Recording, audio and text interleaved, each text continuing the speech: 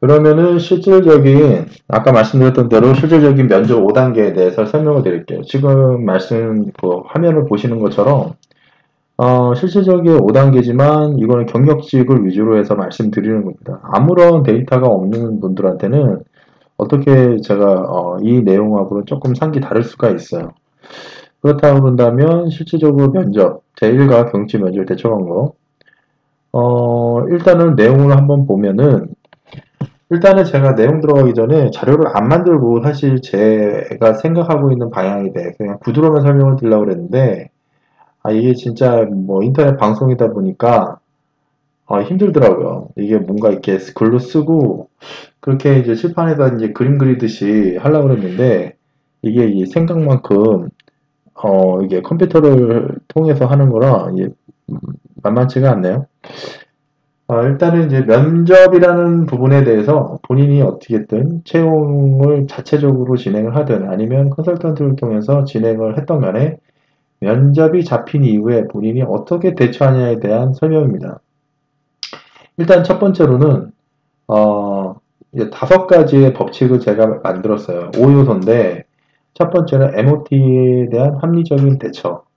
이 MOT라는 게 무엇이냐면 moment of truth라고 첫인상입니다.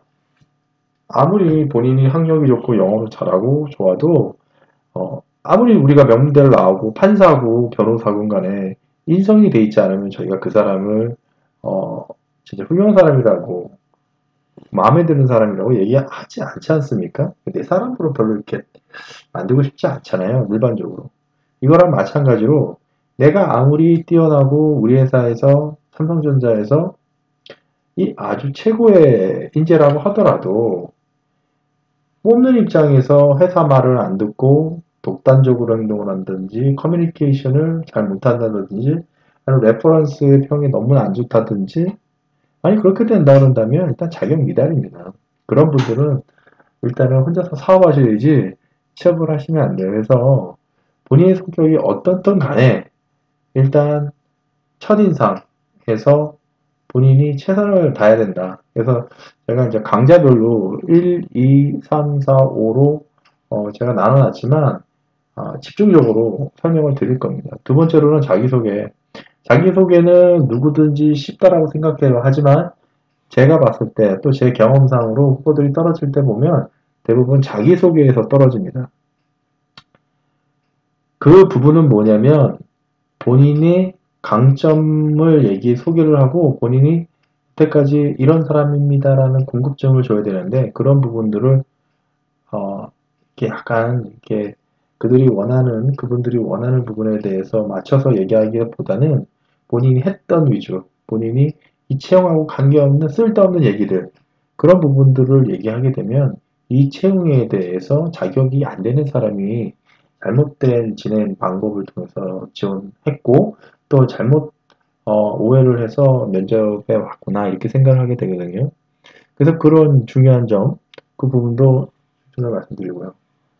그리고 세 번째로 자기 약점을 강점으로 면접자가 면접을 올 때 심사위원은 뭐 심사만 하는 사람이 아니고 현업에서 팀장으로서 아니면 매니저로서 업무를 계속 하고 있기 때문에 면접을 온 분에 대해서 내용을 신상명세에서 잘 모릅니다. 그래서 본인이 분명히 충분히 이력서에 어필했는데도 불구하고 그 부분에 대해서 정확하게 인지를 못하고 오시기 때문에 어, 이력서에 좀 어긋난 부분이 있다던가 본인들이 원하는 어떻게 그 회사에서 원하는 인재가 딱 그 면접장에 올 수가 있겠습니까?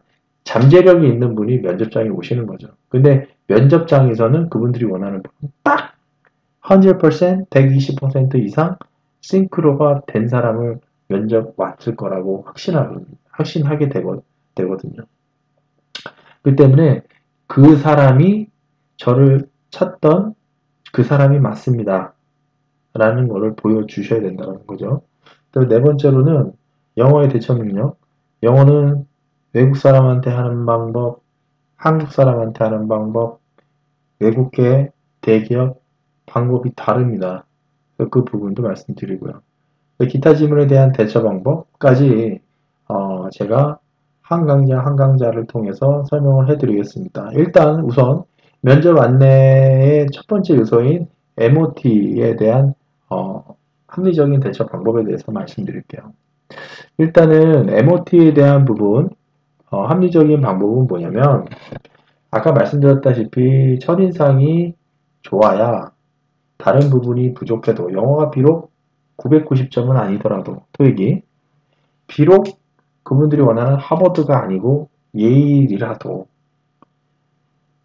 첫인상이 좋으면 하버드를 이기고 합격이 될 수 있다는 얘기입니다. 제가 부득불 최고의 조건에 대해서 말씀드렸지만 웃자고 말씀드린 거고요. 일단은 첫인상은 진짜 중요합니다. 왜냐면 뽑는 입장에서는 야근을 하자라는 얘기를 내가 편안하게 얘기할 수 있는 사람인지 아니면 내가 어떤 업무를 미션을 줄 때 정확하게 그 업무를 숙지하고 할 수 있는 사람인지 그리고 만약에 내일 아침 미국 출장을 가기가 싫은데 후배로서 보내면 그 미셔너리를 달성하고 올 수 있는 사람인지 그거를 보는 겁니다. 물론 업무의 능력과 언어의 능력과 이런 부분들은 나중에 다른 부분들 뭐 면접 방법에 대해서 설명드리겠지만 그 부분으로 이제 메이크업을 하시게 되겠지만 실질적으로 그렇게 할 수 있는 사람인지에 대한 부분은 눈빛만 봐도 알 수 있습니다. 왜냐면 저도 이 일을 하기 전에는 팀장으로서 직원을 채용을 했고 면접자로 들어와서 하이어링을 했기 때문에 제가 기대하고 제가 원했던 사람이 다른 분들도 아마 원했던 사람이라고 저는 100% 확신하거든요. 그래서 저의 기준에서 뽑는다 그런다면 분명히 모든 분들이 만족하고 뽑는 인재상이 아닌가 싶어요. 그래서 이제 대부분 팀장님들이 원하는 MOT의 첫 번째 부분은 이제 맨 처음에 이제 회사에 들어왔을 거 아닙니까? 그러니까 면접 온다고 도착하시면 HR 담당자분들이 나오실 거예요. 그럼 그분이 팀장이든 대리든 간에 어떻게든 그 만났던 그 느낌을 팀장님이 아니시라면 팀장님한테 피드백을 드릴 것이고 만약 팀장님이시라면 바로 평가를 하실 겁니다. 그래서 아무리 본인이 사장님한테 오케이를 받으셔도 팀장님이 보시고 아 이번 오면 좀 이렇게 힘들 것 같은데 부탁을 한다면 탈락입니다. 탈락이 안 될 수도 있지만 탈락될 가능성이 상당히 높아요.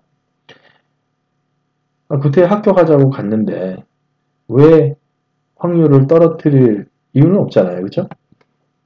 그래서 면접장으로 갔을 때 HR 담당자를 만나시면 환하게 웃고 그리고 내가 절 뽑아주시면 최선을 다해서 업무를 할 뿐만 아니라 부서원들과도 합리적인 커뮤니케이션을 통해서 내 업무를 달성하고 직원들과 화목하고 오늘 이 자리가 정규직을 뽑는 만큼 가족을 뽑는 만큼 절 뽑으시면 진짜 합리적인 결정을 통해 뽑았다고 생각하실 겁니다. 뿐만 아니라 업무 합리적인 그 뛰어난 업무 능력을 발판으로 해서 회사의 매출을 올리고 그리고 언제든지 회사가 필요할 때 달려가는 홍길동사원이 되겠습니다. 이런 의미를 보여주기만 한다면은 다른 뭐 영어 부분에서 조금 물론 뭐 50점 받고 뭐 6점 받으면 뭐 탈락하겠지만 한 80점인데 실질적으로 90점 받은 사람도 있었는데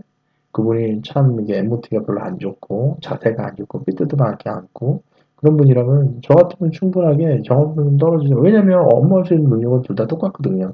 절대 만약에 이게 뭐 대학을 뽑는다고 한다면 우리나라에서 뭐 어떤 기준에 의해서 뽑고 이 사람이 똑똑한 사람이든 아니든 간에 학교는 그거를 관심 없잖아요. 어떻게 보면 지금 현재 시스템으로서는 그냥 수능 점수 높던지 아니 반에서 1등 하든지 그런 어떤 그 팩트를 통해서 뽑는 거와 직장에서 경영직을 뽑을 때는 아무리 능력이 좋아서 1단계를 토스하더라도 그 전 회사에서 어떻게 레퍼런스가 좋은지 평판이 좋은지 그런 조언들을 하거든요. 그러니까 결국에는 되는 분은 인성도 좋아야 되고 업무 능력도 좋아야 되고 그 다음에 여태까지 그 업무를 했던 사람을 뽑는 겁니다. 다른 부분들이 많이 모자라도 상관없어요. 그래서 MOT가 중요한 겁니다. 여러분들의 가지고 있는 능력을 커버할 수 있는 거는 MOT밖에 없어요. 첫인상, moment of truth. 네, 방법입니다. 예, 그러면 그 다음 강좌는 자기소개는 다음 강좌를 통해서 진행하도록 하겠습니다.